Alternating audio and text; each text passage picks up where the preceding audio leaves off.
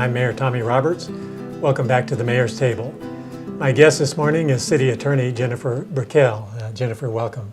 Thank you, Mayor. This is the first time you've been on the Mayor's Table. Yes, sir, it has. Well, it's good to have you here. And it's nice to be here. our topic today is one that I think is going to be of interest to many people in San Juan County. It has to do with the City of Bloomfield's proposal to create its own electric utility. And the segment today is being done in response to an opinion editorial that was published a week ago on September 18th in the Farmington Daily Times. It was authored by the city manager of the City of Bloomfield, Eric Strahl.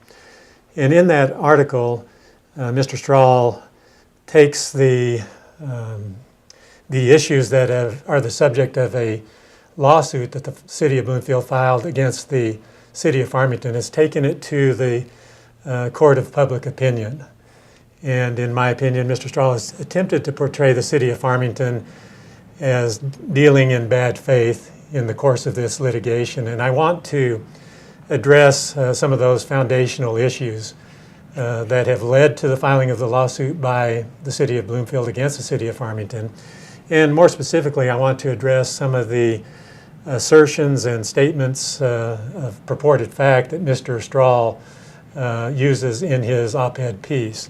In my opinion, many of those statements are misleading or the result of misinformation, and I think we're in no position now other than that we have to respond in kind so that we can get our view of this litigation out to our public and who should be concerned about it. So I want to kind of take a look at the legal aspects of this dispute and relying on you to give us your expert opinion as to those legal opinions. I bear in mind and fully recognize there are always two sides to the story, but we need to be sure that our viewers, our citizens, and our customers have the side of the story that is ours.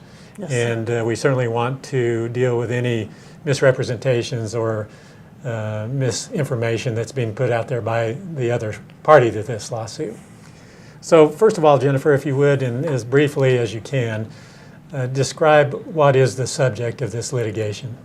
The subject of this litigation, Mayor, is essentially, it dates back 60 years at this point, which goes back to Basin Power and Light, which resulted in a lawsuit which created the Culpeper Decree. And the basis of this lawsuit is in reference to the interpretation of the Culpeper Decree and what properties, if any, Bloomfield would be entitled to in reference to the electric utility system that the City of Farmington operates and has constructed within their boundaries.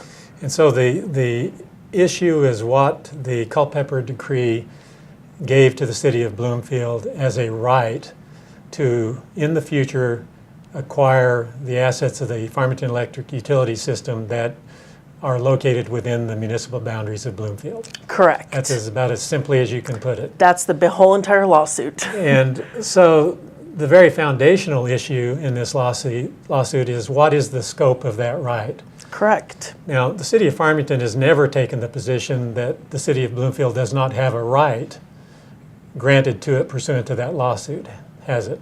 No, we have never taken that position. We've always said they have a right based upon the Culpeper Decree, but we have a disagreement on what that right is. And so it's the scope of that right. And it's our position that the Culpeper Decree is very clear as to what the scope of that right is. The Culpeper Decree refers to the property, and the property is defined as those assets that existed at the time the decree was entered. Is that a correct assessment?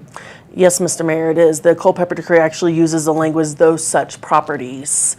And our contention is that those such properties reference those properties that were in existence at the time Basin Power and Light was in existence and what existed in Bloomfield at that time, not the infrastructure Farmington has built and created since that time. Okay, and so our position is very much opposite from the position of the City of Bloomfield, obviously. The City of Bloomfield asserts that its right is much broader than that. In fact, it's a right that extends into perpetuity, that they have the right at any time, now or in the future, to acquire whatever property that is an asset of the City of Farmington's electric utility system, so long as it is located within their municipal boundaries.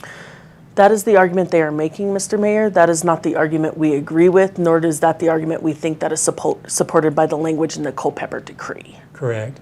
So this becomes a very powerful tool if that is the scope of their right. All they have to do is use the power of annexation to pull within their municipal boundaries assets that we have at great risk constructed to provide service to people in the outlying parts of our county.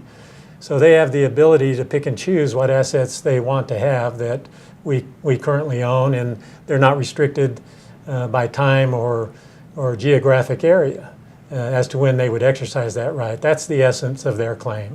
That is the essence of their claim, yes. Yeah. So now let's move on to some of the assertions that Mr. Strahl has made in his op-ed piece.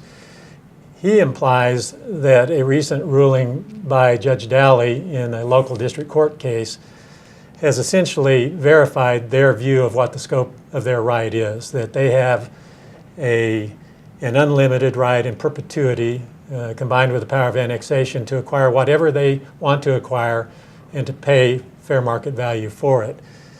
In your interpretation of the judge's decision, is that what he decided? No, it's not. The judge actually has not decided the scope issue at this point.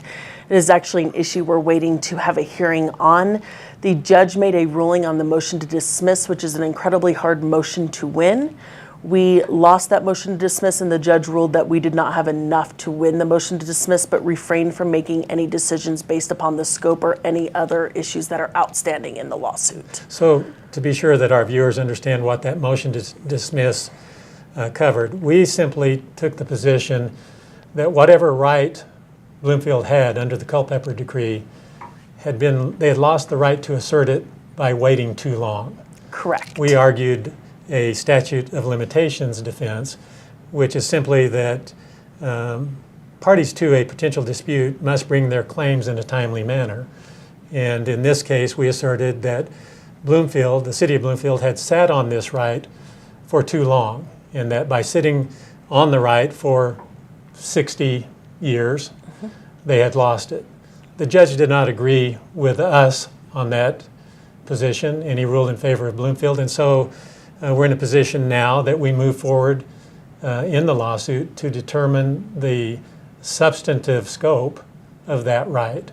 And we get to that point in time where the judge is going to have to make a decision whether City of Farmington is right in its view or the City of Bloomfield's right in its view that it has an unlimited right into perpetuity to acquire whatever it is we have in our system. So I think the next assertion that Mr. Strahl makes, he refers to another legal motion that we filed to split the lawsuit into two components. In other words, to bifurcate the trial on the substantive issues. Yes, sir. And the first issue that has to be resolved is the scope of Bloomfield's right. And then when the judge determines what that scope is and to what a property or what assets of ours it applies to, then we have to follow through with the process of determining the value of those assets to which the right applies. And our motion is simply to, out of concern for judicial economy and Yes. costs and expenses to the parties, that it would be much more prudent to have the judge first rule on the scope of the right, and then once that is done, to determine what the value of those assets which are subject to that right. Now, Mr. Strahl says, and I'll quote him here, he says, "Now in an effort to delay the process in hopes that Bloomfield will give up, Farmington filed yet another legal motion to split our lawsuit into two trials." What's your response to that? It's a mischaracterization of the motion, and it's rather unfortunate, Mr. Mayor. The motion is a valid legal motion. It's actually the proper process to follow in reference to deciding what the scope of the properties are that Bloomfield is entitled to. it would be smart to determine that before you appraise an entire system that may not need to be praised, which will result in an excess amount of money being spent that may not necessarily need to be spent. And that's why Farmington has proposed to file this motion and is waiting for a hearing on it, because we feel like it is the best judicious use of resources. Well, I think that most rational, reasonable people would understand that that is a reasonable approach to pursue, and that it ultimately would save the parties money. If there's no need for us to value our entire system that resides within the current municipal boundaries of Bloomfield, then that's an expense that we'd like to avoid. So we'll go a little bit more deeply into that issue here in a few moments. But I think it's interesting that Mr.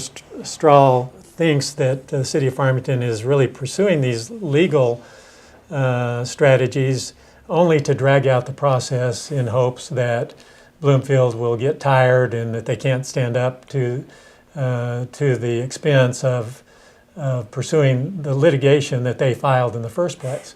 So I think it's important for our viewers to understand that once litigation is filed and once we believe we have an asset that's important for us to maintain and to operate, then yes, we're going to take the steps necessary that we think will help us prevail in that lawsuit. And we'll talk more in the future about why it's important to the customers of the Farmington Electric Utility System that the City of Farmington take an aggressive approach in response to the City of Bloomfield's assertions that have manifested itself in the filing of this lawsuit.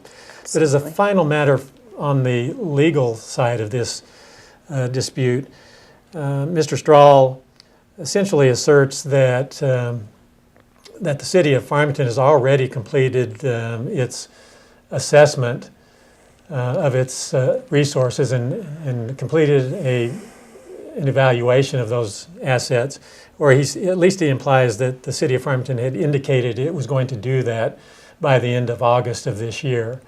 Would you address that issue? I sure will, Mr. Mayor. The City of Farmington has actually not commenced any appraisal on the Bloomfield system. We are actually still trying to establish what properties were in existence at the time Basin was in existence. We have entered a purchase order to acquire an appraiser should one be needed. In that purchase order, there was a start and end date as required by our system, but that was not an indication as to when the appraisal would occur. Bloomfield has assumed that's when the appraisal would occur, but there has never been a representation nor any information put forward by the City of Farmington saying our appraisal would be done by August. In fact, we have not even proceeded forward with our appraisal outside of forwarding some information to the appraiser. And Mr. Strahl has indicated that the City of Bloomfield is 95% complete with its evaluation of these assets.